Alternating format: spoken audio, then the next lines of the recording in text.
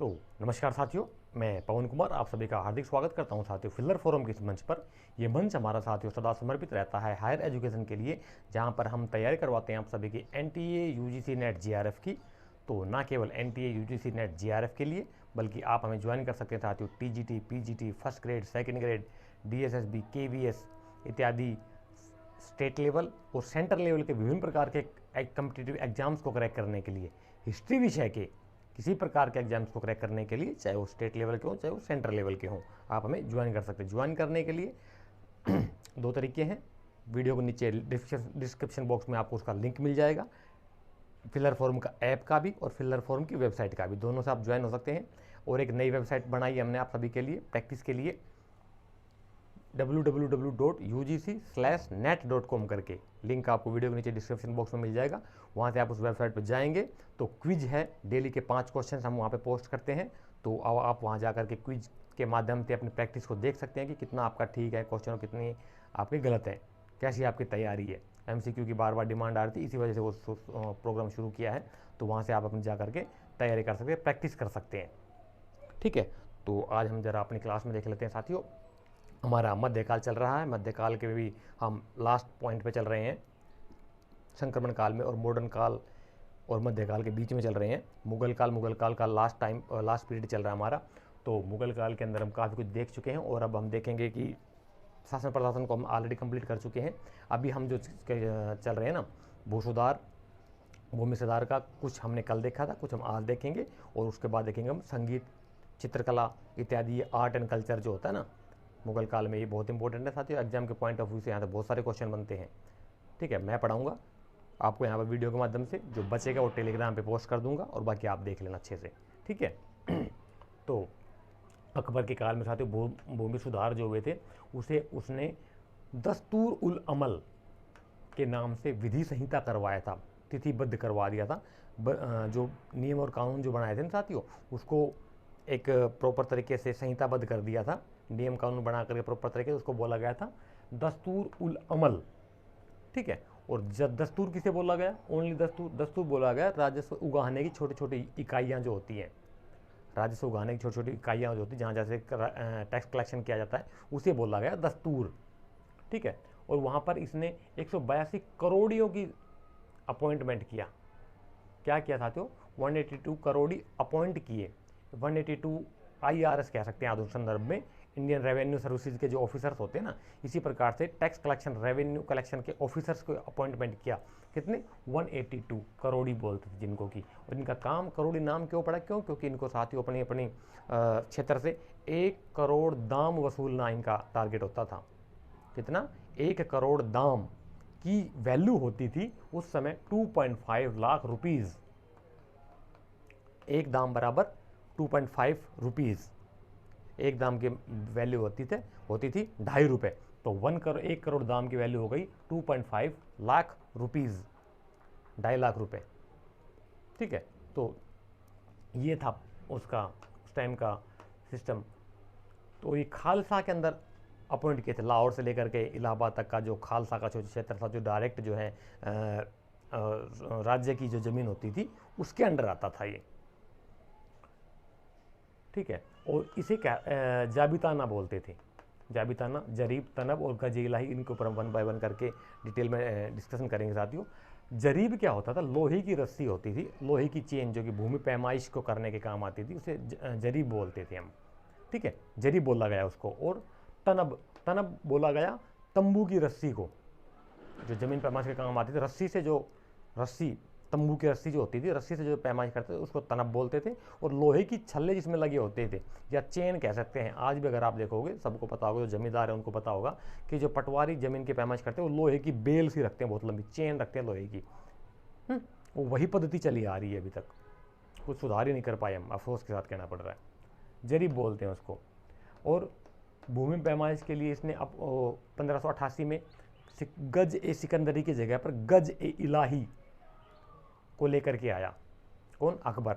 गज ए सिकंदरी की जगह पर गज ए इलाही, जो कि गज ए सिकंदरी छोटा था, गज ए इलाही उससे बड़ा हो गया था 14%। तो 1588 में गज ए इलाही 39 अपॉन, और गज ए सिकंदरी था 41 इंच और अंगुल का। तो इसमें इतना फ़र्क था।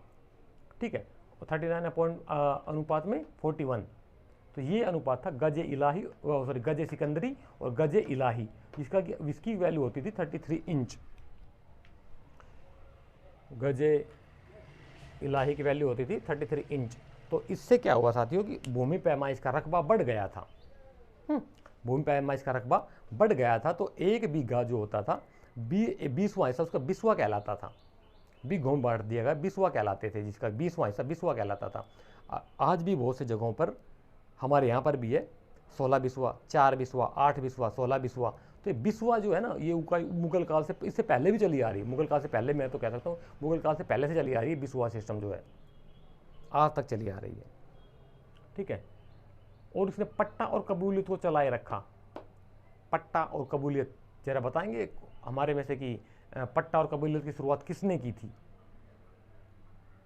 पट्टा और कबूलियत की शुरुआत किसने की थी, जरा बताइए। तो वो ही जो पट्टा और कबूलियत को जो चली आ रही थी परिपाटी, उसको बदला नहीं, इसने बदला नहीं, उसको चलने दिया, लगातार कंटिन्यू रखा इसने। ठीक है, और सिक्के ढाले, सिक्कों के बारे में बात कर लेते हैं कि अकबर के काल में और मुगल काल में कौन कौन सिक्के, उनका क्या क्या स्वरूप था। तो साथ ही देखो, अकबर ने जो डाले थे गोल सिक्के, जो डाले थे उसको कहा गया इलाही। गोल सिक्के हैं, सर्कल में जो डाले गए सिक्के, आजकल ज़्यादातर क्या सभी नए सारे सिक्के गोल ही है हमारे, स्क्वायर में या रेक्टेंगल में तो कोई है ही नहीं, गोल सिक्के हैं, तो उन्हें कहा गया इलाही। और जो चौकोर थे स्क्वायर में जो सिक्के डाले गए मुगल काल में, उसे कहा गया जलाली, अकबर के काल में। ठीक है, और जहाँ डाले जाते थे तो सबको पता है यार, टकसाल होती है, टकसालों में डाले जाते थे। टकसाल का एक प्रॉपर अपना एक अधिकारी होता जिसको दारोगा बोलते थे।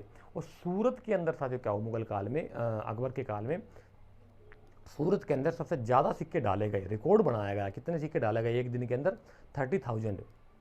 सूरत में एक दिन में 30,000 सिक्के डाल दिए गए थे, जो कि अपने आप में एक रिकॉर्ड था। कंपटीशन चलता है ना कि हम ज़्यादा डालेंगे, ये ज़्यादा डालें, बहुत सारे टकसालें थी अलग अलग, तो कंपटीशन होता है। आजकल फैक्ट्री में कंपटीशन होता है कि कौन ज़्यादा प्रोडक्शन करेगा, ऐसे यहाँ था। तो सिक्का उसे बोला गया साथियों जो ताज़ा मुद्रा होती थी, ताज़ा मुद्रा जो होती थी उसे सिक्का बोला गया। करंट में जो डाली गई थी मुद्रा, करंट में करेंसी जो डाली जाती उसको सिक्का बोलते थे। ठीक है, चालानी या चालानी उसे बोलते थे, जो प्रचलित मुद्रा जो चली आ रही, जो प्रचलन में है ऑलरेडी, उसे चालानी बोलते थे। ठीक है, और टकसाल के अंदर सिक्के डाले जाते थे, सबको पता है टकसालों के अंदर सिक्के डाले जाते थे, उसका अपना एक अधिकारी होता है जिसको कि दारोगा बोलते थे। क्या बोलते थे? दारोगा। ठीक है, और हर एक टकसाल के अंदर का एक अधिकारी नियुक्त किया अकबर ने। तो कौन कौन से देखते हैं जरा, कौन कौन से अधिकारी कहाँ कहाँ नियुक्त किए इसने। दिल्ली के अंदर अब्दुल समद को नियुक्त किया जो कि चित्रकार था। ठीक है, और बंगाल के अंदर टोडरमल को, जौनपुर के अंदर ख्वाजा मंसूर को, और लाहौर के अंदर मुजफ्फर खां को। ये 4 मेन बड़ी टकसालें थी जहाँ पर इसने अपने खास बंदों को अपॉइंट किया था। और बाद में इसने क्या किया कि जितने भी सारे ही टकसालें थी, सारे का एक बड़ा हेड बना दिया, HOD, हेड ऑफ डिपार्टमेंट कह सकते हैं आप। किसको बनाया? अब्दुल समद को सभी के अंडर इनको सारी टकसालों का हेड ऑफ डिपार्टमेंट बना दिया, अधिकारी, सबसे बड़ा अधिकारी, इसके नीचे छोटे छोटे अधिकारी। ठीक है, तो ये हालांकि नटकाया हुआ क्वेश्चन है, आप देख सकते हैं अच्छे से, PYQ में आपको मिल जाएगा कि कौन से चित्रकार को अकबर ने सभी टकसालों का सर्वोच्च अधिकारी बनाया था। तो वो अब्दुल समद था। बाद में पहले ये किया था, फिर पहले इसका लीडर वो बनाया था अधिकारी, और बाद में फिर सारी टकसालों का अधिकारी, सर्वोच्च अधिकारी बना दिया था। सिक्के ढलाई का जो चार्ज लगता था ना साथियों, सिक्के ढलाई का चार्ज 5.6% था। 5.6% बोले तो कोई भी व्यक्ति जा करके 5.6% चार्ज दे करके एक्स्ट्रा जो करेंसी है उस जितने मान लो 100 डलवाने हैं, तो 5.6% अलग से चार्ज दे करके उसको डलवा सकता था सिक्के। तो सिक्के के डलवाई का चार्ज था। इसका मतलब ये नहीं कि वो अपने नाम से डलवा सकता, नहीं, नाम तो राजा वही रहेगा, प्रोसेस तो वही रहेगा जो चलता आ रहा है, नाम राजा का ही रहेगा, लेकिन उसको तुरंत मिल जाते थे सिक्के। जैसे आज भी अगर हम देखें कि नए नोट, या शादी ब्याहों के अंदर क्या होता है, नए नोटों की गड्डियाँ चाहिए होती है, 10-10 के, 20-20 के, 50-50 के, 100-100 के नए नोट चाहिए होते हैं। तो क्या करते हैं, या तो बैंक का एक सिस्टम, सीधा सा माध्यम ये है, या तो बैंक से आप चेंज करा लाओ, या बैंक में नहीं मिलेगी तो ब्लैक मनी होती है बाहर, फिर 1000 मान लो 10 10-10 की गड्डी लेनी है किसी ने 1000 रुपये की, एक गड्डी 10 में 1000 रुपये होते हैं, तो 20-30-50 रुपये वो ऊपर लेते हैं कुछ लोग, और वो नई गड्डी दे देते हैं। इसी तरह से नए सिक्के डालने के लिए 5.6% का चार्ज दे करके कोई भी अपना सिक्का डलवा सकता था। ठीक है, तो और ये तो हो गया सिक्कों के बारे में। सिक्कों के बारे में इससे और ज़्यादा डिटेल है मैं टेलीग्राम पे पोस्ट कर दूंगा, आप वहाँ से देख लेना। कोई देखता है टेलीग्राम को या नहीं देखता, ईमानदार से बताना। टेलीग्राम की चैट मैंने ओपन कर दिया आप सभी के लिए, वहाँ पर जा करके आप देख सकते हो सारी चीज़ों को, और आपके कोई क्वेश्चन हो तो वहाँ पे पोस्ट कर सकते हो, मैं वहाँ पे भी आंसर देने की कोशिश करता हूँ। 100% तो पॉसिबल नहीं है, ये तो आप भी जानते हैं साथियों, लेकिन ज़्यादातर मैं कोशिश करूँगा कि आंसर दूँ आपके सवालों का। ठीक है, वहाँ से जा करके आप उन पर देख करके नोट्स बना सकते हैं। हाँ, एक रिक्वेस्ट है मेरी, प्लीज़ कोई मिसअंडरस्टैंड वो मिसबिहेव ना करे वहाँ पे। देखो लड़कियाँ भी होती हैं लड़के भी होते हैं, किसी प्रकार की ऐसी हरकत ना करे कि मुझे मजबूरी बस उस स्टूडेंट को ब्लॉक करना पड़े या फिर उस ग्रुप को ही कैंसिल करना पड़े। इसके जिम्मेदार आप स्वयं होंगे साथियों। तो अपने साथ साथ और भी अपने सहपाठियों का, सहयोगियों का, स्टूडेंट्स का ख्याल रखिए। इस प्रकार करके किसी प्रकार की ऐसी वैसी हरकत कोई ना करे कि कोई उसका फिर उसके खिलाफ एक्शन लिया जाए। बाकी आप हायर एजुकेशन स्टूडेंट है, समझदार है, मुझे उम्मीद है आप सभी से कि आप इस प्रकार की कोई हरकत नहीं करेंगे। ठीक है, आगे चलते हैं। हाँ, ये हो गया। और अब हुआ अनुवाद विभाग, ट्रांसलेशन डिपार्टमेंट की स्थापना की थी अकबर ने। अनुवाद विभाग बोले तो फारसी से हिंदी में ट्रांसलेशन का सिस्टम, या जो पुरानी किताबें जिस भी लैंग्वेज में, अरबी में या फारसी में, उनको दूसरी भाषाओं में बदलना, या फिर जो संस्कृत या हिंदी की जो पुस्तकें उनको फारसी में कन्वर्ट करना। तो वो उस अनुवाद विभाग की स्थापना की थी अकबर ने। देखते हैं इसके बारे में। तो अनुवाद विभाग की स्थापना की थी अकबर ने, जिसका कि हेड ऑफ डिपार्टमेंट था फैजी। HOD कौन बना दिया? फैजी। और अध्यक्ष बोले तो अध्यक्ष था, डायरेक्टर था, HOD था फैजी।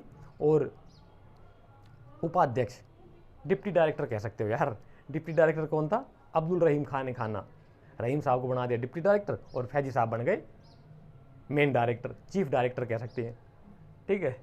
देखो सारे क्या होता है, हंसी आएगी आप सब लोगों को भी, कि चूंकि ये शब्दावली ना ऐसी कठिन है, फारसी के टंग लिए हुए, तो समझने में थोड़ी सी समस्याएं आती है। मैं समझ सकता हूँ आपकी मजबूरी, फ्रेशर हो, नए नए स्टूडेंट्स को ज़्यादा समय लगता है इन चीज़ों को समझने के। इसलिए मैं क्या करता हूँ कि उस समय के सिस्टम को, प्राचीन कला के सिस्टम को आधुनिक समय से जोड़ देता हूँ।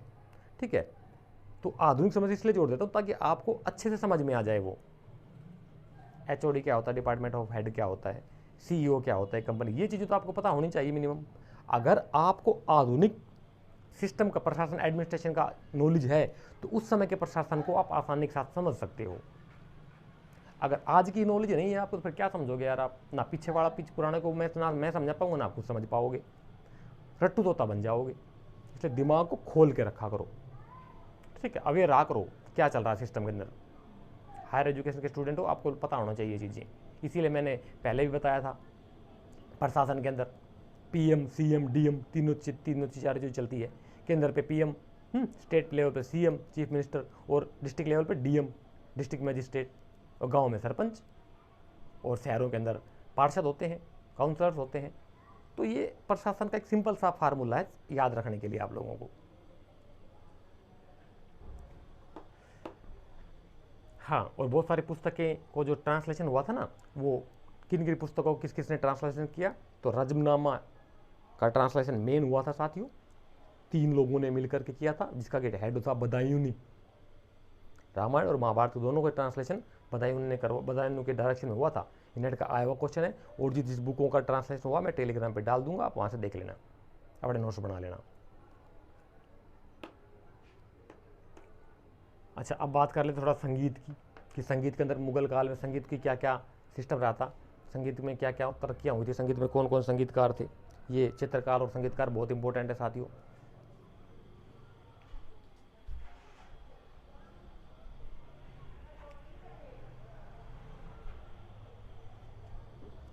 ठीक है, तो संगीत साथियों एक ख्याल, एक विधा है संगीत की, गायकी का एक तरीका है ख्याल गायकी। इसका भी जन्मदाता माना गया है Hussain Shah Shirki. Point to be noted my dear boy and girls just now, कि ख्याल जो है गायकी की जो विधा है, गायकी का जो तरीका है, उसका जन्मदाता कौन था? तो वो था हुसैन शाह सर की। नेट का आया हुआ क्वेश्चन है, बता रहा हूँ आपको, अभी नोट कर लो। और ध्रुपद शैली का जन्मदाता था माना गया मान सिंह को, जो कि ग्वालियर का राजा था। ठीक है, ख्याल और ध्रुपद शैली ये इंपॉर्टेंट है, अकबर के काल की बात हो रही है। ठीक है, तो किसके शासन में कौन सा गायकार हुआ, उसकी विधा क्या थी, उसकी शैली क्या थी, ये ध्यान रखना पड़ेगा आपको। किसके शासन में? हुसैन शाह सूरी का जिक्र आता है, वो अकबर का जिक्र आएगा तो आपने करना है शिरकी का ख्याल और ध्रुपद शैली का मान सिंह। अकबर के टाइम में, साधक टाइम में बदल जाएगा। क्यों? जैसे शासन बदलता है वो अपने बंदों को अपॉइंट करता है वहाँ पर। और ये अकबर का तो काल ही 49 ईयर्स का टाइम पीरियड रहा था इसका, तो इसका काफ़ी लंबा टाइम रहा था। तो ऑब्वियस बात है शासन प्रशासन में बदल जाते हैं। जैसे आज हमारा तो डेमोक्रेसी है, 5 साल तक एक सरकार को रहने का अनुमान है। 5 साल के बाद जैसे दूसरी सरकार आती है या नहीं भी आती है तो कुछ ना कुछ फेरबदल, मंत्रिमंडल में बदलाव किए जाते हैं, मंत्रियों को हटा करके नयों को अपॉइंट किया जाता है। सेम प्रोसेस चलेगा साथियों, कुछ नहीं बदला है। पहले होता था नहीं, अभी पहले भी होता था, अभी भी हो रहा, इन फ्यूचर में भी होगा। तौर तरीके बदल जाते हैं, बस खाली थोड़ा सा नाम बदल जाते हैं, हालात बदल जाते हैं, तौर तरीके बदल जाते हैं समय के अनुसार। Point to be noted. So now अच्छा हाँ, ये हो गया। अबुल फजल उल्लेख करता है, अबुल फजल उल्लेख करता है 36 गायकों का, 36 प्रकार के गायकों का उल्लेख करता है अबुल फजल अपनी अकबरनामा में। ठीक है, जिनमें से मेन कौन थे? बाज बहादुर और तानसेन।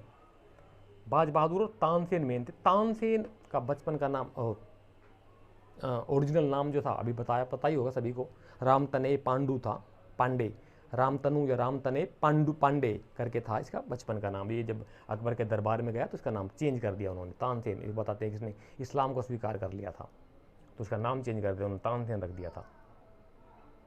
और इसको उपाधि दी गई थी कंठाभरण विलास। कंठाभरण विलास की उसको उपाधि दी गई थी तानसेन को अकबर के थ्रू। और इसने एक आविष्कार किया रुद्रवीणा का। रुद्रवीणा एक वाद्य यंत्र है, बोलते म्यूजिकल इंस्ट्रूमेंट है, सितार कह सकते हैं आप एक तरह से, गिटार का ही एक रूप है। गिटार बजाते ना वो ओ जाने जाना वाला, वही गिटार, तो उसी को सितार बोल देते हैं, जो देवी सरस्वती का भी म्यूजिकल इंस्ट्रूमेंट है। रुद्रवीणा के नाम से इसने बताते हैं बनाया था यार। अब यार कहाँ से बना दिया होगा, आप सोच के देखो जरा। रुद्रवीणा कहते हैं इसको, वीणा का आविष्कार इसने किया। वीणा यार, वीणा तो हमारी देवी है, सरस्वती देवी, उसका हाथ में हमेशा वीणा ही रहता, वीणा ही तो है उसका म्यूजिकल इंस्ट्रूमेंट, वीणा बजाते। तो सरस्वती देवी आदिकाल से चली आ रही है। अब ये कहते हैं कि इन्होंने आविष्कार किया था, पता नहीं क्या चल रहा है मामला।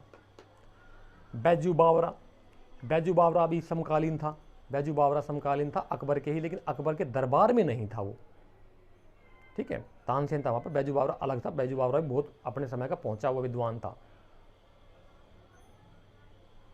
ठीक है, और संरक्षण इसने दिया था बैरम खान ने, बैरम खान को संरक्षण दिया था।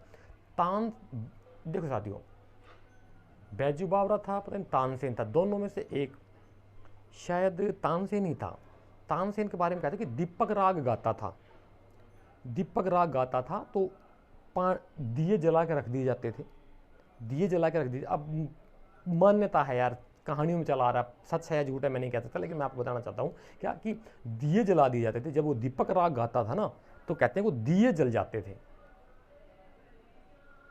पता नहीं कौन सी टेक्नोलॉजी थी उसके पास यार, दिए जल जाते थे। जो दिए थे वो दीपक राग जब गाता था दिए जल जाते थे। ऐसे ही मेघ मल्हार हुआ करता था, एक राग था, एक कला की शैली थी, गायकी की शैली थी, जिसको बोलते मेघ मल्हार।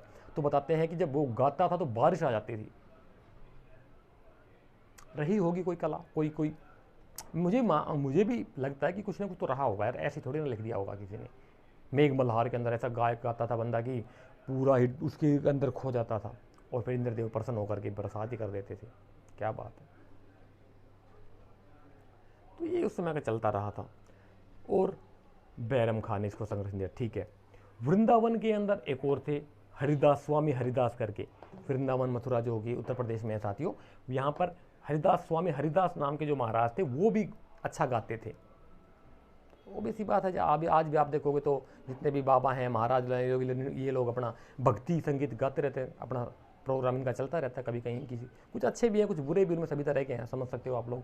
तो अकबर उसको देखने के लिए चोरी छुपे जाता था, इसका संगीत नेट का आया क्वेश्चन है, ठीक है। अकबर रात को चोरी छुपे इसका संगीत देखने के लिए, म्यूजिक देखने के लिए जाता था, किसका? स्वामी हरिदास का, वृंदावन के जो थे। और अकबर का राजकवि था गिजाली। अकबर का जो राजकवि था वो कौन था? गिजाली था। बाद में इसने अपॉइंट कर दिया था फैजी को। बाद में किसको अपॉइंट किया था? फैजी को।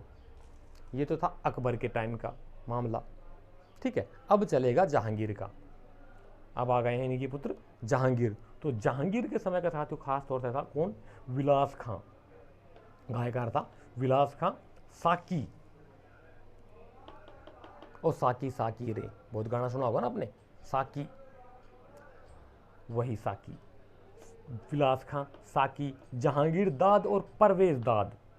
जहांगीर दाद और परवेज दाद और जनार्दन, ये गायकार थे, संगीतकार थे जहांगीर के समय के, ठीक है। और शाहजहां आ जाते हैं। अब शाहजहां को ले लीजिए। शाहजहां के समय का तो बहुत, ये तो था ही, मतलब कला प्रेमी। तो इसके समय के कौन कौन से 30 थे बताते हैं, उल्लेख मिलता है 30 गायकारों, 30 कलाकारों का उल्लेख मिलता है, 30 संगीतज्ञों का उल्लेख मिलता है इसमें, जिसमें कि अबू तालिब मेन था। कौन था? अबू तालिब, लिख सकते हो आप, नोट कर सकते हो। तो ये हमारा इस तरफ का चैप्टर साथियों पूरा हो जाता है। अभी हम दूसरी तरफ का और देख लेते हैं। थोड़ा पानी पीते हैं यार, ठीक है।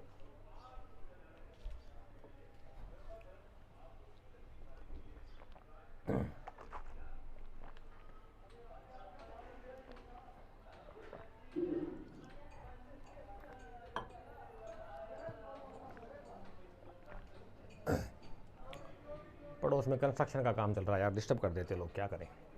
अब पड़ोसी अब उसको बोल भी नहीं सकते। तो ये हो गया, ठीक है। तो ध्रुपद, हाँ आ गया ना वही बात। देखो अब ध्रुपद गायकी का कलाकार यहाँ पर कौन आ जाता है? शाहजहां के काल में, वो अकबर के काल में था, ठीक है। ये जो ध्रुपद गायकार जो था अकबर के काल के अंदर कौन था? कहाँ चला गया? मान सिंह।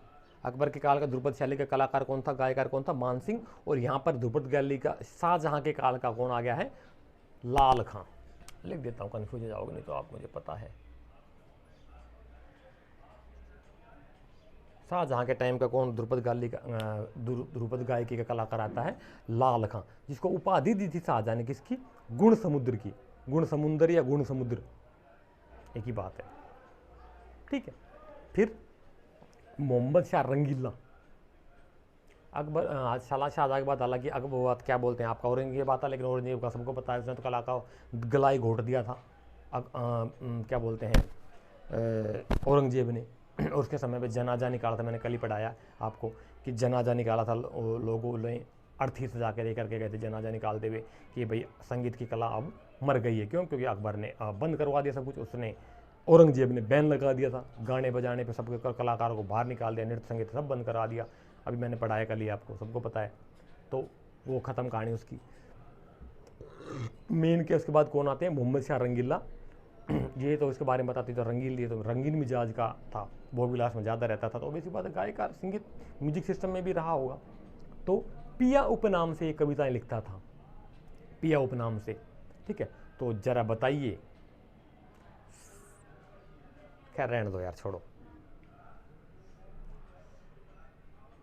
ज़्यादा टाइम चला जाएगा उसमें। जफ़र, बहादुर शाह जफ़र आता है। फिर ये अंतिम मुगल सम्राट होता बहादुर शाह जफ़र, जो कि 1857 की क्रांति के समय पर लाल किला दिल्ली का, लोग इसको दिल्ली का बादशाह और भारत का बादशाह स्वीकार कर लेते हैं, उसी के समय लड़ाई होती है, ठीक है। अब हम यहाँ पर आ गए हैं, धीरे धीरे करके चलेंगे मुगल सम्राटों के बारे में, ठीक है। अब इसके बाद फिर मॉडर्न इंडिया पढ़ाऊँगा, कुछ 2-4 चैप्टर और बचे हैं, उसके बाद फिर हमारी मॉडर्न इंडिया चलेगी। शुरुआत होगी 1600 से, व्यापारी कंपनियों से, ठीक है। वहीं से फिर 1 बाय 1 करके मिलेगा। थोड़ा सा और चैप्टर भी टाइम लगेगा यार, ये काफ़ी बड़ा चैप्टर है। तो बहादुर शाह जफ़र, ये तो खुद एक वो था, क्या बोलते हैं, गज़ल गायकार था, कलाकार था, मतलब अच्छा कलाकार था।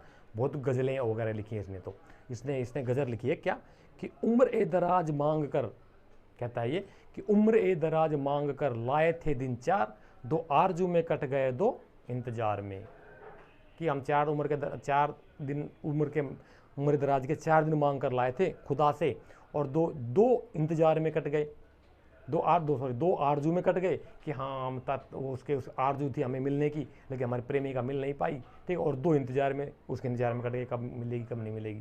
तो ये इसका गज़ल थी। और एक किसने, हाँ ये एक बात याद आई इसके बारे में, ये बहुत साथी बहुत देशभक्त था बहादुर शाह जफर जो था ना, देशभक्त था ये बहुत अच्छा था, लेकिन इसको अंग्रेजों ने इसके 4 बेटों को इसके सामने ही मरवा दिया था, और गोली मार करके 2 पता नहीं लोग मरवा दिया था, बाकियों को इसको और इसके 2 बेटों को निर्वासित कर दिया था रंगून में, बर्मा म्यांमार की राजधानी रंगून, वहाँ पर इसकी कब्र आज भी है, ठीक है। और इसने एक लिखी, जब ये वहाँ पे चला गया था ना, तो एक लेखक था यार, कलाकार आदमी था, तो लिखता ही है, तो लिखा क्या, जब आज़ादी की लड़ाई हो गई थी, अंग्रेजों का दोबारा कब्जा हो गया था 1857 का, गलत पढ़ाया जाता है कि आज़ादी की लड़ाई में हम हार गए थे, ऐसा नहीं था, हम हिंदुस्तान के लोग जीत गए थे, अंग्रेजों को मारकर बाहर भगा दिया गया था, ठीक है, और अंग्रेजों को दोबारा बुलाया गया था कुछ देश के गद्दारों ने। जब मॉडर्न इंडिया आएगा ना सबकी बताऊंगा, यकीन नहीं हो तो पढ़ लीजिए। 1857 की क्रांति के बारे में लिखा है, सुभाष चंद्र बोस ने भी लिखा है, और वीर सावरकर ने भी लिखा है इसके ऊपर। वीर सावरकर ने तो पूरी बुक है इसके ऊपर बाकायदा, 1857 की क्रांति के नाम, 1857 क्रांति के नाम से करके देखोगे मिल जाएगा उसमें, ठीक है। तो इसने, हाँ इसने क्या वो ध्यान आ गया इसकी कि इसने कविता लिखी क्या, कि दमदमे में दम नहीं, कि दमदमे में दम नहीं, अब खैर मांगो जान की, ए जफर ठंडी हुई शमशीर हिंदुस्तान की, गाजियों में बू रहेगी जब तक ईमान की, जब तक चलेगी तेगे हिंदुस्तान की, तेगे हिंदुस्तान की। क्या कहता है कि दमदमे में दम नहीं, कि भाई अब तो दमदमे में दम नहीं रहा, हिंदुस्तान के लोगों में दम नहीं रहा, कब्जा हो गया अंग्रेजों का, दमदमे में दम नहीं, अब खैर मांगो जान की, अब तो जान की खैर मांग, जान बचा लो की तरह, वही अच्छी बात आप लोगों के लिए। ए जफर ठंडी हुई, जफर कह रहा है जफर कह रहा है, ए जफर ठंडी हुई शमशीर हिंदुस्तान की, शमशीर मतलब तलवार, हिंदुस्तान की तलवारें ठंडी पड़ गई है, नहीं चल पाई है, ए जफर ठंडी हुई शमशीर हिंदुस्तान की, गाजियों में बू रहेगी, गलियों में जब तक खुशबू रहेगी, बू रहेगी मतलब खुशबू रहेगी, गाजियों में बू रहेगी जब तक ईमान की, कहते जब तक लोगों के अंदर ईमानदारी जीवित रहेगी, खुददारी जब तक लोगों के अंदर जीवित रहेगी, जब तक चलेगी, जब तक नाम रहेगा, रोशन रहेगा नाम किसका, जब तक चलेगी तेगे हिंदुस्तान की, तेगे हिंदुस्तान, जब तक हिंदुस्तान का नाम अजर अमर रहेगा, सर्वेश्वर रहेगा। बहुत अच्छा था, बहुत कुछ लिखा उस बंदे ने, पढ़ोगे मिल जाएगा।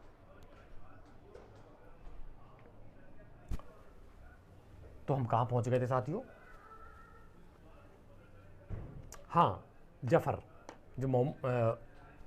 ये जफर आ गया था, जफर के बाद मिर्ज़ा, इसी के टाइम पीरियड में हुए थे मिर्ज़ा गालिब जो है ना, ये भी गालिब भी एक कलाकार थे बहुत अच्छे, ये भी इसी के समकालीन हुए थे, ठीक है। अब बात आती है मुगल काल की चित्रकला ड्राइंग्स, उसके बारे में बात करते हैं। ड्राइंग्स का जन्म साथियों देखा जाए तो समरकंद और हेरात में माना गया है, हुमायूं इसका जन्म जाता है मुगल काल के टाइम पीरियड में, ठीक है, मुगल का टाइम पीरियड में हुमायूं से शुरुआत। अब बाबर ने भी थोड़ा सा काम किया था इसके ऊपर, लेकिन बाबर को तो 4 साल ही मिले थे यार, 26 से लेकर 30 तक का टाइम पीरियड, को ज़्यादा नहीं, तो वो ज़्यादा कुछ नहीं कर पाया।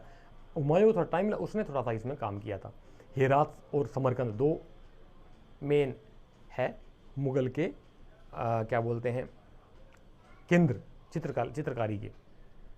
देखते हैं हुमायूं के टाइम पीरियड में पहला हस्ताक्षर जो किया है ना साथियों, वो किन का मिलता है, मीर सैयद अली, अब्दुल समद और बसावन, इन्होंने फारसी के अंदर अपने सिग्नेचर किए थे, अपने नाम लिखे इन्होंने फारसी के अंदर। और केशवदास एकमात्र ऐसा हिंदू चित्रकार था जिसने कि नागरी लिपि में हिंदी में साइन किए अपने, और विक्रम संवत डाला, डेट डाली बकायदा विक्रम संवत के अंदर, नागरी भाषा में, नागरी लिपि में, देवनागरी कह सकते हैं। नहीं रहना दो, रिसर्च में जाओगे तो ज़्यादा लंबा पड़ जाता रिसर्च, मुझे लगता नहीं आप लोगों के माइंडसेट अभी रिसर्च में गई नहीं है। आप लोग एकेडमिक्स तक ही सीमित हो, आप एकेडमिक्स तक ही पढ़ाऊंगा, एकेडमिक्स तक ही सीमित रखो। नहीं अभी माइंडसेट नहीं अभी डेवलप पाई आप लोगों में, मैं देख रहा हूँ कोई रिस्पॉन्स नहीं दे पा रहे हो आप लोग, व्यूज़ कम हो जाते हैं। क्यों? क्योंकि सबको एकेडमिक्स चाहिए, रिसर्च में कोई जाना ही नहीं चाहता, पता नहीं क्या बात। खैर, केशवदास ने नागरी में अपने सिग्नेचर किए। और बाबर के समकालीन को जो चित्रकार था तो वो थे शाह मुजफ्फर, ये था शाह मुजफ्फर और बेहजाद। इसके समकाल के ये दो खास थे, बाबर के समकाल के ये दो बेहजाद भी थे। ठीक है, जो कि बेहजाद को कहा गया पूर्व का राफेल। बेहजाद को क्या कहा गया साथियों? पूर्व का राफेल। ये इंपॉर्टेंट स्टेटमेंट है, पूछी आया है, नेट का क्वेश्चन है कि पूर्व का राफेल किसे कहा जाता है? तो पूर्व का राफेल किसे कहा गया? बेहजाद को। ये रहा। ठीक है, हुमायूं ने क्या किया? और इसमें हुमायूं के समकालीन साथियों ये थे चित्रकार कौन कौन से थे? मंसूर और मीर सैयद अली, जो कि ये फारस से आए थे। जो दोनों को इसने फारस से बुला था। ये इनसे तबरेज में मिला था साथियों, फारस में पहले मिल चुका था इनसे। तबरेज फारस में जगह है, वहाँ पे मिला था ये। और उसने इन दोनों का बुलाया फिर हिंदुस्तान में। पहले अफगानिस्तान की राजधानी आज जो काबुल है, काबुल में इसने सबसे पहले बुलाया। ठीक है, मंसूर मीर सैयद अली को, फारस के जो कि रहने वाले थे। और नींव डाली इसने चित्रकला की काबुल के अंदर। काबुल में नींव डाली चित्रकला की, वहाँ शुरुआत मानी जाती है चित्रकला की। और अब्दुल समद इसका लीडर था, जो कि फारस से आया था। सीरी कलम की इसको उपाधि दी, हुमायूं ने। और 400 का मनसब दिया, 400 की रैंक दी, एक एडमिनिस्ट्रेटिव रैंक दी इसको, 400 का मनसब दिया इसको, पोस्ट दी। ठीक है, 1857 में फिर इसको अकबर ने मुल्तान बना दिया, मुल्तान का दीवान बना दिया। ठीक है, और मीर सैयद अली तबरीजी, जो कि चित्रकार भी था और कवि भी था, एक ही बात है ये। मीर सैयद अली तबरीजी, पूरा नाम इसका मीर सैयद अली तबरीजी। तबरीज का था इसलिए नाम का तबरीजी लगा दिया गया। जैसे कि अब्दुल समद शिराजी, ये थे क्या ना सरनेम में। कुछ लोग तो अपना सरनेम को कैसे पहचानोगे आप? कुछ लोग अपने जगह, अपना स्थान के नाम को अपने नाम के पीछे लगा लेते हैं। तो अब्दुल समद शिराजी पूरा नाम इसका, तो ये शिराज से आया था फारस से, तो ये शिराजी लगा लिया इसने। अब मीर सैयद अली तबरीजी ना, क्योंकि तबरेज से आया था तो इसने तबरीजी लगा लिया अपने नाम के पीछे। तो इसे पहचान लिया करो कि कौन कहाँ से आया। ये थोड़ा सा आपको हिंट दे रहा हूँ इस चीज़ के लिए। जो तबरीजी जो चित्रकार भी था और कवि भी था, उसको उपाधि दी नादिर उल असर की अकबर ने। ठीक है, और अकबर के काल में साथियों हमजानामा की रचना चित्रकारी की गई। एक बहुत बड़ा महाकाव्य है जो कि अरबी के अंदर है, अर्ध पौराणिक महाकाव्य है हमजानामा। हमजा के बारे में कहते हैं, हमजा जो थे ना साथियों, हमजा एक आदमी हुआ था जिसके बारे में कंट्रोवर्सी है कि पैगंबर मोहम्मद साहब जो कि इस्लाम के प्रवर्तक थे, हज़रत पैगंबर मोहम्मद साहब, उनके चाचा थे ये हमजा करके। ठीक है, उनके ऊपर ये उनका नाम से इन्होंने कृति बनवाई। 17 चित्रकारों ने मिल करके हमजानामा को लिखा के चित्र बनाए। 1700 से ज़्यादा चित्र हैं इसके अंदर। बहुत समय लगा था, 15 साल लगे बनाने में उसको। और लिनन के कपड़ों को ऊपर बनाया। क्या कलाकार रहे हो यार, लिनन के कपड़ों के ऊपर उन्होंने चित्र बनाए उसके अंदर बहुत सारे। इससे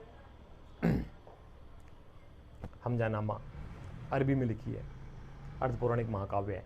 अकबर ने चित्रकला विभाग बनाया। फिर अकबर ने क्या किया, चित्रकला डिपार्टमेंट ही बना दिया एक अलग से। ठीक है, और उसका लीडर हुआ अब्दुल समद शिराजी कह सकते हैं आप। इसका लीडर हुआ, इसका एचओडी बना दिया, डिपार्टमेंट ऑफ हेड बना दिया, डायरेक्टर बना दिया, अध्यक्ष बना दिया। अबुल फजल 17 चित्रकारों का उल्लेख करता है। अकबर के समय के अबुल फजल जो है 17 चित्रकारों का उल्लेख करता है, जिसमें से 13 हिंदू थे। 13 हिंदू थे, 4 मुसलमान इस्लाम को मानने वाले थे, बाकी 13 हिंदू थे। अबुल फजल कहता है आईने अकबरी में। दसवंत और बसावन मेन थे। ये दो बहुत अच्छे चित्रकार थे, दसवंत और बसावन।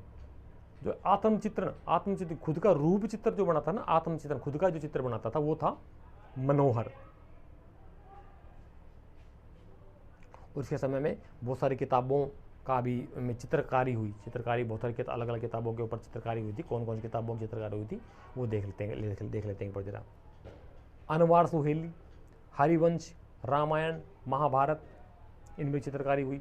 अकबरनामा, चंगेजनामा, जफरनामा और तूतीनामा और बाबरनामा भी कह सकते हैं आप। तुझ के बाबरी, वाक़यात बाबरी है ये, तुझ के बाबरी वाक़यात बाबरी, वाक़यात बाबरी या बाबरनामा, इनके ऊपर जो है इन सभी को। इसके अलावा बहुत सारी पुस्तकें और भी है, मैंने मेन में लिख दी हैं, बाकी देख लेना आप लोग, ठीक है। तो इनकी चित्रकारी हुई।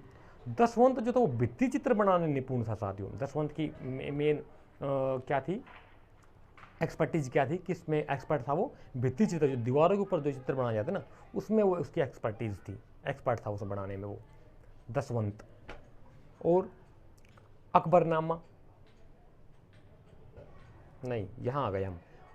दसवंत, दसवंत जो था साथियों वो पागल हो गया था अपने लास्ट टाइम में पागल हो गए थे। कुछ लोग कहते हैं, कुछ इतिहासकारों को मानना है कि उसकी क्या बोलते हैं कला से कुछ लोग जलते थे, तो उन्होंने कुछ उसको गल उल्टा सीधा खिला पिला दिया, तो उससे वो उसका मानसिक संतुलन बिगड़ गया था, वो पगला गया था, उसने सुसाइड कर ली थी। फिर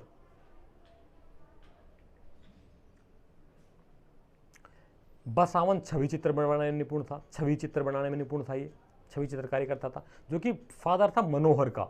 हाँ, ये एक नेट का आया क्वेश्चन साथियों कि अकबर के समय में कौन से बाप बेटे की जोड़ी चित्रकार थी, बाप बेटे की जोड़ी कौन से चित्रकारों की बाप बेटे की जोड़ी लगी हुई थी अकबर के समय में, तो वो कौन कौन थे, बसावन और मनोहर, ठीक है। मनोहर बेटा था और बसावन उसका पिता था, ये बाप था, ये बेटा था, बाप बेटे की जोड़ी ये थी, ठीक, इसलिए मैंने लिख दिया, आप लोग नोट कर सकते हो। अब जहांगीर के समय में, जहांगीर के समय में साथियों आगरा था, चित्रशाला आगरा में बनवाई जहांगीर। जहांगीर तो आपको सबको पता होगा कि जहांगीर तो बहुत तगड़ा कला प्रेमी था। इसके बारे में तो कहा जाता है कि ये तो अगर कोई 2 लोग या 3 लोग भी अगर चित्र को मिलकर के कोई चित्र बनाते हैं ना, मान लो किसी, हाँ, चेहरा किसी ने बनाया, एक आदमी, मान लो एक आदमी की पूरी चित्र बना दिया, चेहरा एक कलाकार ने बनाया, बॉडी बीच का हिस्सा दूसरे कलाकार ने बनाया, टांगे और नीचे का हिस्सा तीसरे कलाकार ने बनाया, तो बताते हैं कि ये देख करके पहचान जाता था कि ऊपर वाला हिस्सा किसने बनाया है, बीच वाला हिस्सा किसने बनाया और नीचे वाला हिस्सा किसने बनाया है। अब पता नहीं सच है या झूठ है, उसने लिखा है तो इतिहास में लिखा है, मैंने बता दिया, आपने पढ़ लिया, चली आ रही परंपरा, ना आप थे ना मैं था उसमें देखने के लिए, तो एक्सपर्ट था।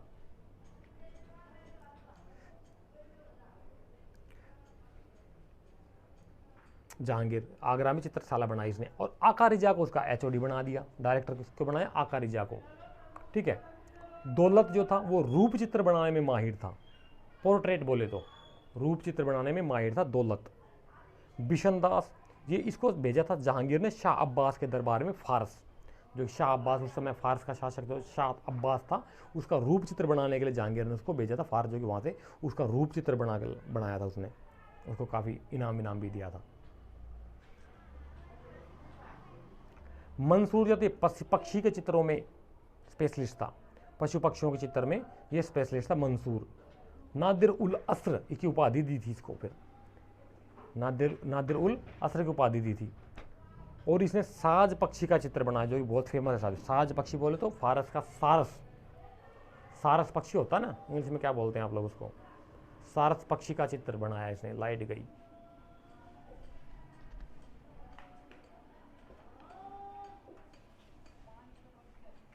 कोई नहीं, क्लास कंप्लीट करवा देता हूँ, थोड़ी सी बची है अभी।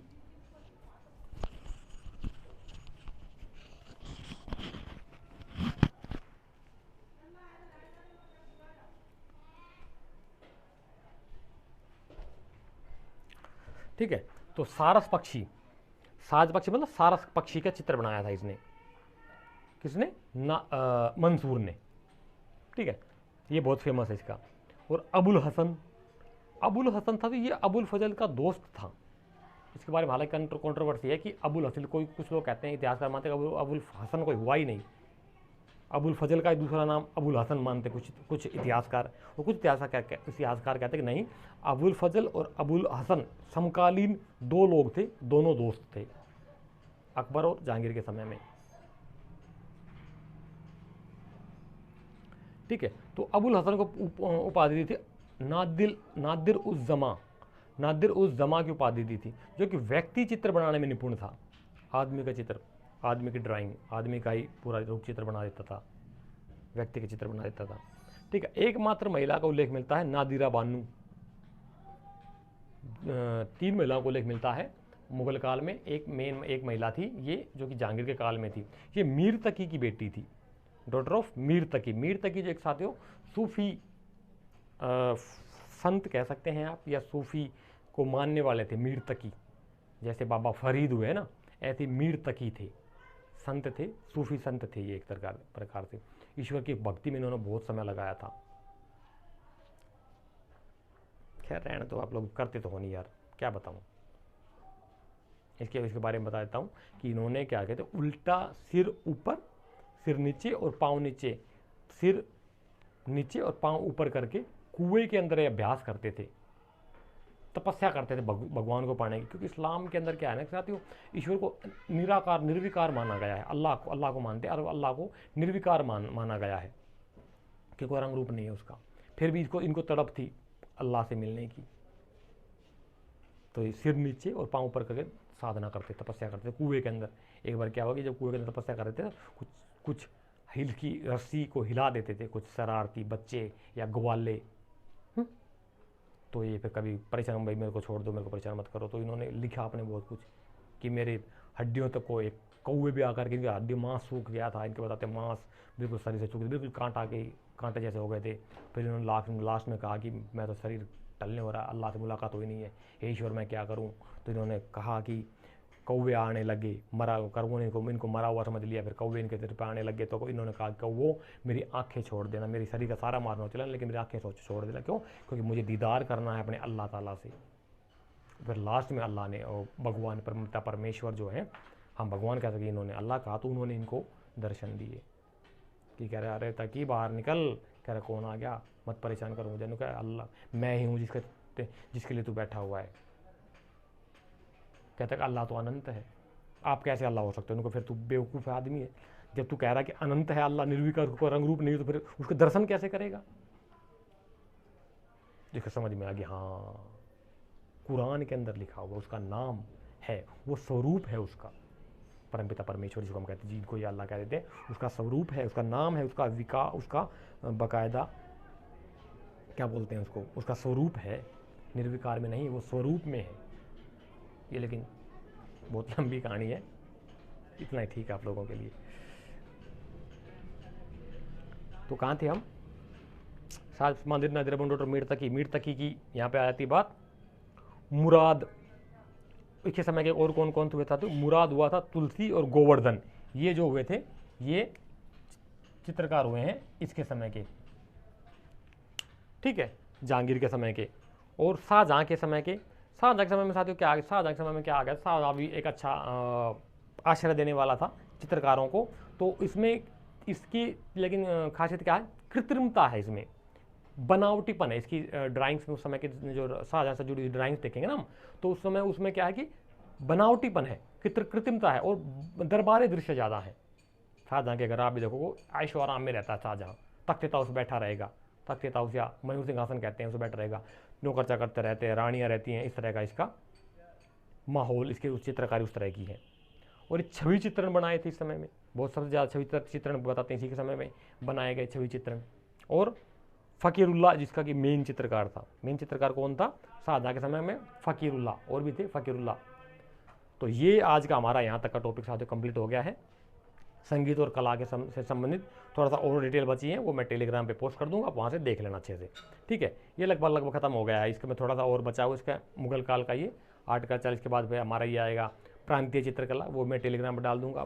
क्या बोलते हैं, बूंदी चित्रकला, कांगड़ा चित्रकला वगैरह, ये जो आर्ट है, लोकल आर्ट्स कह सकते हैं, उनमें से अलग क्वेश्चन आते हैं, तो मैं उसको डिटेल डाल दूँगा टेलीग्राम पर, वो आप लोग वहाँ से देख लेना, ठीक है। इसके बाद हम आगे चलेंगे, 2-4 चैप्टर और बचे हैं, यूनिट्स बची हैं, उसके बाद फिर हम मॉडर्न इंडिया में चलेंगे। तो तैयारी कर लीजिए साथियों, अभी समय है आपके पास, नोटिफिकेशन अभी नहीं आया है एग्जाम का। जिस दिन नोटिफिकेशन आ गया ना साथियों, एग्जाम का भगदड़ मचेगी, मैं बार बार बोल रहा हूँ, इसलिए आपका समय है अभी भी, टाइम दीजिए चीज़ों को, धीरे धीरे करके जितना जल्दी हो सके समय से मैनेज करके प्लान करके अपनी स्टडी को कंटिन्यू रखिए। मध्यकाल का एंड चल रहा है अभी, मध्यकाल का एंड चल रहा है हमारा, इसके बाद मॉडर्न इंडिया कराऊंगा, फिर इसके बाद PYQ और MCQ की सीरीज चलेगी, ठीक है। ये अपना प्लान है, मैंने बता दिया है, आपने कैसे करना कैसे नहीं करना ये आपका काम है। 6 महीने के अंदर कर दूँ कंप्लीट आपका कोर्स। जो कह रहा था ना कि सर कोर्स हो पाएगा नहीं हो पाएगा, बिल्कुल हो पाएगा, वो टाइम से पहले होगा। करवाने वाला मैं हूँ, आपके अंदर दम होना चाहिए करने का। 4 चीज़ें चला रहा हूँ, किसी का बाप में दम नहीं जो 4 चीज़ें एक साथ हैंडल करता होगा। वीडियो के माध्यम से पढ़ाता हूँ, बचा हुआ टेलीग्राम पर पोस्ट करता हूँ, डाउट सेशन रखता हूँ आप सभी के लिए गूगल मीट के ऊपर। आओ ना वो आपकी इच्छा है, ठीक। और क्विज स्टार्ट कर दी है हमने। क्विज का आपको देखना पड़ेगा, MCQ जो उसमें आते हैं, ठीक है। कोई नहीं देता इतना स्टडी मटेरियल जितना हम देते हैं। करो ना करो आपकी इच्छा, हम अपना कार्य ईमानदारी से अपनी ड्यूटी पूरी कर रहे हैं। आप कितना करते हो वो आपके ऊपर निर्भर करता है साथियों। कचरा नहीं चाहिए, सीरियस स्टूडेंट्स चाहिए जो अपने भविष्य को लेकर चिंतन करते हैं, मनन करते हैं, चिंतनशील रहते हैं, वो स्टूडेंट्स चाहिए हमें। कचरा नहीं इकट्ठा करना, साफ बोलता हूँ। जिस दिन मुझे लगा कोई डाउट टीचर को स्टूडेंट इधर उधर कर रहा है, उठा के ब्लॉक मारूंगा सीधा। आप भी सुखी, मैं भी सुखी, घंटा खत्म, ठीक है। तो लग रही है अपने कंटिन्यू स्टडी के अंदर साथियों। आपका भाई आपके साथ में है, हम पूरी टीम, मैं और मेरी पूरी टीम आपके साथ में लगी हुई है। तो जब तक के लिए कंटिन्यू, ठीक है। Thank you so much. जय हिंद और जय भारत।